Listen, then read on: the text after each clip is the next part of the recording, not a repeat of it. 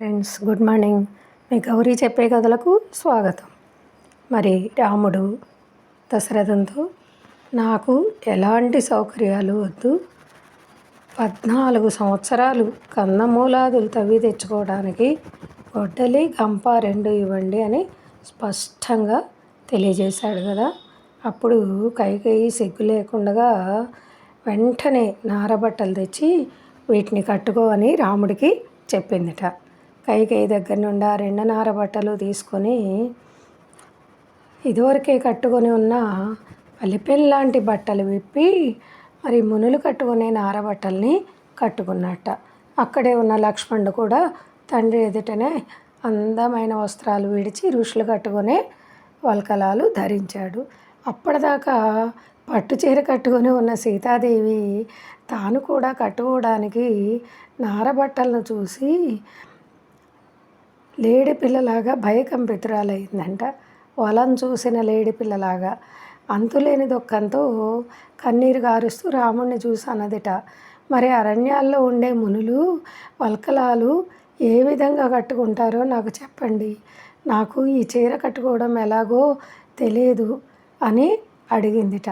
అంటే అప్పుడు తనకిచ్చిన 2 చీరల్లో ఒకటి చేతికి మరొకటి కంఠానికి ధరించి సిగ్గుపడిందిట. అది చూసి రాముడు సీతాదేవి కట్టుకున్న పట్టుచీర పైనే ఆ నారచీరని కట్టాట. ఇప్పుడు అంతఃపుర కాంతలంతా కూడా చూసి సీత అమ్మవారిని గొల్లుమని ఏడ్చారట. మరి వారు దుఃఖంతో కన్నీరు కారుస్తూ, రామ, అడవులకు పొమ్మని నిన్ను కానీ ఆజ్ఞాపించింది సీతని కాదు కదా. నువ్వు తండ్రి ఆజ్ఞ ప్రకారం అడవులకు పోయిన తర్వాత నువ్వు వచ్చేదాకా మరి సీతమ్మలోనే నిన్ను చూసుకొని ఉంటాము. లక్ష్మణుడిని తోడు చేసుకొని నువ్వు అడవికి పో అని అన్నారట. అయితే అంతఃపుర స్త్రీలు ఎన్ని విధాలుగా చెప్పినా రాముడు సీతకి నారచీర కట్టబెట్టాట. అప్పుడు దశరథుడికి గురువైన వశిష్ఠుడు సీత నారబట్టలు కట్టుకోవడం చూసి కైకేయితో అన్నట్ట, కైకేయి, నీవు దుర్బుద్ధి గల దానివు, వంశాన్ని చెరపడానికే పుట్టావు, మహారాజుని మోసం చేసి వరాలు తీసుకున్నావు, అక్కడితో ఆగకుండా ఇలాంటి కుటిలత్వానికి పాల్పడుతున్నావు, నువ్వు శీలం లేని దానివి. సీతాదేవి ఇప్పుడెంత మాత్రం అడవికి పోవలసిన పని లేదు కదా. ఈ సీత రాముడికి సిద్ధంగా ఉన్న సింహాసనాన్ని అధిష్ఠించి రాజ్యపాలన చేస్తూ ఉంటుంది. గృహస్థులందరికీ భార్య స్వరూపం లాంటిది. సీత రాముడికి ఆత్మ కాబట్టి అతడు పాలించవలసిన భూమిని పాలిస్తూ ఉంటుంది. సీత కనుక రాముడితో పాటు అరణ్యాలకు పోయేటట్లయితే మేము కూడా పోతాం. ఈ పట్టణంలో ఉండేవారంతా వెళ్ళిపోతాము. మరి ఈ జనశూన్యమై పాడుబడిపోయి ఉన్న ఈ భూమిని పాలిస్తూ ఉండు నువ్వు. రాముడు లేని చోటు రాజ్యం కాదు, అది అడవి అని ఇంకా ఎన్నో రకాలుగా అన్నట్ట. మరి ఇక నీ కోడలైన సీతకి మంచి ఆభరణాలు ఇవ్వు, ఈమె నారచీర కట్టడానికి ఎంత మాత్రం తగదు అని వశిష్ఠుడు చెప్పగానే సీత నారచీర కట్టుకుంటూ ఉండగా దాన్ని నివారించాట. కైకేయి, నువ్వు రాముణ్ణి మాత్రమే అడవిలో ఉండాలని కోరావు, సీత కూడా ఉండాలని కోరలేదు కదా. కాబట్టి సీత ఇక్కడే ఉంటుంది, ఈ నారచీరలు తిరిగి ఇచ్చేస్తుంది. సీత నారచీరలు కట్టుకోవాలని నేను నీకు వరం ఇవ్వలేదు, కాబట్టి ఈమె సమస్త ఆభరణాలు ధరించి సుఖంగా అడవికి పొమ్మను అని దశరథ మహారాజు చెప్పాట. అయితే మరి రాముడు వింటాడా ఆ మాట? మరి రాముని భార్య అయిన సీత వింటుందా? ఎవ్వరూ లేదు. మేము ఇలాగే వెళ్తాము అని వారంతా కూడా వెళ్ళిపోవడానికి అడవులకి రెడీ అయిపోయారట. మరి ఆ మాటలు విన్న దశరథ మహారాజు అతని భార్యలు కూడా మిక్కిలి దుఃఖంతో మాటి మాటికి కూడా మూర్ఛపోతున్నారట. ఆ బాధను చూసి సీతారామలక్ష్మణులను చూసి మూర్ఛపోవడం, లేవడం, ఏడవడం, మళ్ళీ మూర్ఛపోవడం ఇలా జరుగుతోందిట. మరి సీత అరణ్యంలో ఉండడానికి 14 సంవత్సరాలకు సరిపోయేటట్లు లెక్కగట్టి మంచి బట్టలు సొమ్ములు తీసుకొచ్చి సీతకి ఇవ్వు అని ఆజ్ఞాపించాట. అప్పుడు ధనాధ్యక్షుడు అంటే ఎవరండి, కోశాధికారి వెళ్ళి దశరథుడు చెప్పినట్లే 14 ఏళ్లకు సరిపోయేటట్లు అన్నీ తీసుకొచ్చి సీతకిచ్చాట. సీత అరణ్యాలకు పయనమవుతూ నానా విధాలైన భూషణాలు కూడా ధరించిందట. అప్పుడు ఆ సొమ్ములు ఎలా ఉన్నాయి అంటే ఉదయిస్తున్న సూర్యుడిలా ప్రకాశించాయట. అప్పుడు కౌసల్య సీతను చేతులతో కౌగలించుకొని శిరస్సు నిమురుతూ చెప్పిందిట. సీతాదేవికి కౌసల్య ఏం చెప్తోంది అంటే, అమ్మాయి, దుష్ట స్త్రీలు తమకు భర్త ఎప్పుడు కోరిందల్లా ఇచ్చి సంతోషపెడుతున్నా అతనికి కొంచెం కష్టం వచ్చినప్పుడు ఎంత మాత్రం లెక్క పెట్టరు.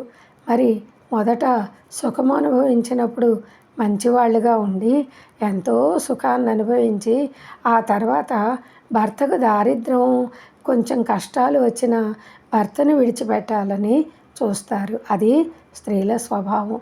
స్త్రీలు ఎప్పుడూ కూడా అబద్ధాలు ఆడుతూ ఉంటారు, వికారం కలిగి ప్రవర్తిస్తూ ఉంటారు. మరి వారి మనసు తెలుసుకోవడం చాలా కష్టం. నువ్వు చెడు స్త్రీల్లాగా వనాలకు పంపాడే అన్న కుమారుణ్ణి అవమానించవద్దు.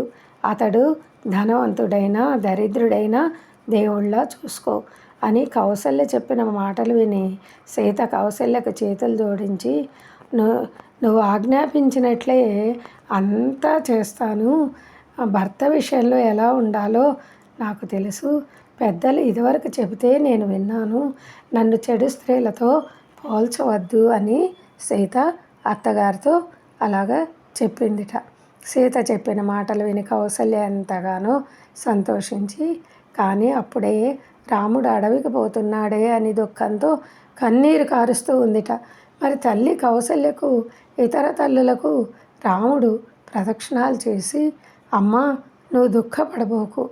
నేను అరణ్యాల్లో ఉండాల్సిన 14 సంవత్సరాలు ఇట్టే గడిచిపోతాయి. కాబట్టి నువ్వు దుఃఖించవద్దమ్మా అని అన్నట్ట. అని రాముడు చేతులు జోడించి, తెలిసి కానీ తెలియక కానీ నేను ఎప్పుడైనా తప్పు చేసి ఉంటే నన్ను క్షమించండి అని తల్లులందరికీ కూడా రాముడు ప్రార్థనాపూర్వకంగా అడిగాట.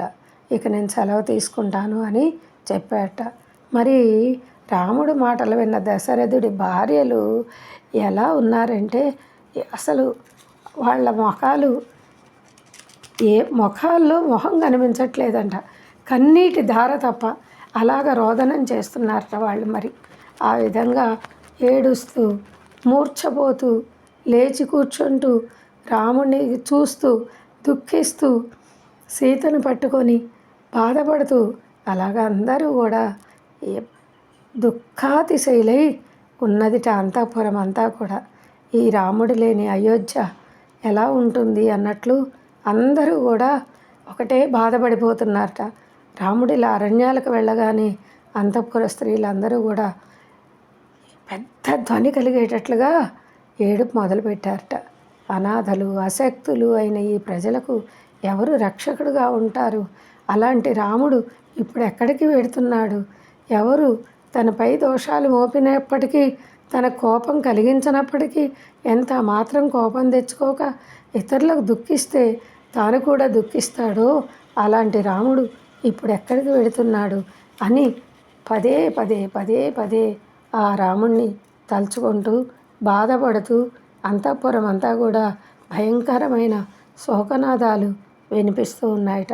ఆ రాముడు పోతూ ఉంటే మార్గం కనిపించినంత లెక్క, రథం వెళ్ళినంత దూరం, దుమ్ము లేపడం కనిపించినంత వరకు దశరథ మహారాజు విడిచిపెట్టకుండా రాముడిని అలా చూస్తూనే ఉన్నట్ట, రోదనం చేస్తున్నట్ట.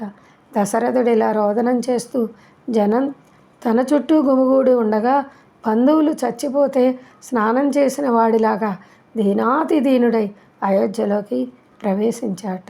మరి రాజమార్గాల్లో, కూడలి ప్రదేశాల్లో, గృహద్వారాల్లో కూడా ఎక్కడ జనం లేరట. అంగళ్ళల్లో, వీధిలో, దేవాలయాలు అన్నీ కూడా మూసేసి ఉన్నాయిట. దేహంలో నడవగల శక్తి గల వారంతా రాముని వెంట వెళ్ళిపోయారట.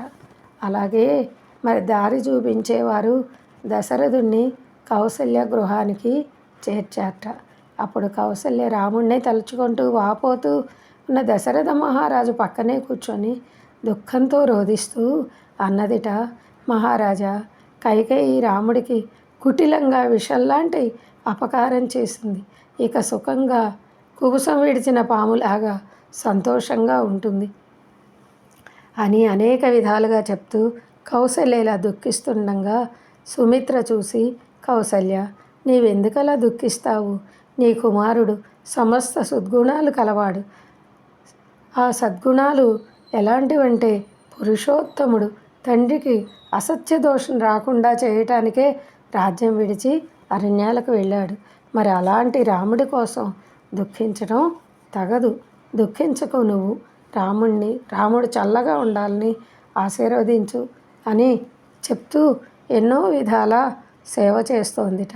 మరి రాముడు అలా కాలినడకన వెళ్తుంటే తనని వదలకుండగా వస్తున్న ఆ బ్రాహ్మణులను చూస్తూ తాను రథంపై నుండి ఓదార్చడం మంచిది కాదని అందుకు సమ్మతించల. నిలపకుండగా వెడుతున్న రాముణ్ణి చూసి బ్రాహ్మణులు సంభ్రాంతులై చక్కగా సేవ చేసే నిన్ను ఈ బ్రాహ్మణులంతా వెంబడిస్తున్నారు. మరి శరత్కాలంలో మేఘాల్లా తెల్లగా ఉండే ఈ గొడుగులు వాజపేయి యాగంలో మాకు లభించాయి. అవి కూడా నీ వెంట తీసుకువస్తున్నారు వారు. నీకు గొడుగు లేదు, ఎండ తగలకుండా నీకు గొడుగులు పడతాం నాయనా అంటూ దుఃఖంతో నేల మీద పడి పొర్లాడటం వల్ల మా ఒళ్ళంతా దుమ్మంటుకుంది. అలాంటి మేము శిరస్సులు వంచి నిన్ను యాచిస్తున్నాం. అయోధ్యకు తిరిగిరా నాయనా అని ఎన్నో విధాలుగా బతిమిలాడుకుంటున్నారట, ఆర్తిస్తున్నారట. ఈ విధంగా రాముణ్ణి మళ్లించడానికే ఆక్రోశిస్తూ వస్తున్న బ్రాహ్మణులను చూసి రాముడు ముందుకు పోవడానికి వీలు లేదని వారిస్తున్నట్లుగా ఉన్న వారిని చూసి తమసా నది రాముడికి అడ్డంగా వచ్చిందిట. అప్పుడు రాముడు రమణీయమైన తమసా నదీ తీరం చేరుకున్నట్ట. సుమంత్రుడు రథం ఆపి గుర్రాలను విప్పి వాటి అలుపు తీర్చడానికి నేల మీద పొర్లించాట.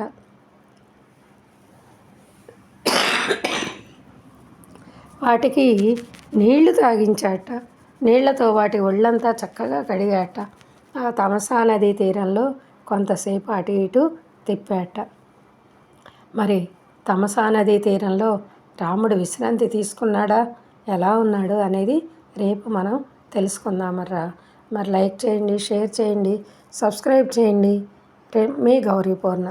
బాయ్.